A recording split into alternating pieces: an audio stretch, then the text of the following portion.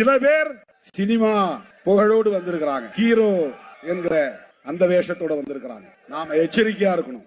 எல்லாம் என்ன சொல்றாங்கன்னா, இந்த எஸ்சி சமுதாயத்தை சார்ந்த இளைஞர்கள்லாம் அப்படியே சினிமாவுக்கு பின்னால போயிருவாங்க, சினிமா ஹீரோவுக்கு பின்னால போயிருவாங்க.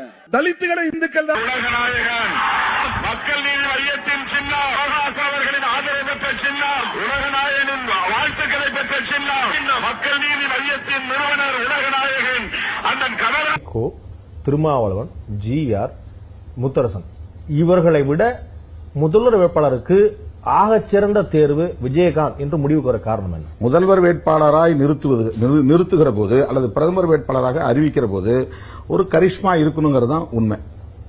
யதார்த்தமா மக்கள்கிட்ட இன்னைக்கு நரேந்திர மோடிக்கு இருக்கிற ஒரு செல்வாக்கு அத்வானிக்கு இல்ல, சுஷ்மாவுக்கு இல்ல. அதுதான் உங்களுடைய பதில்.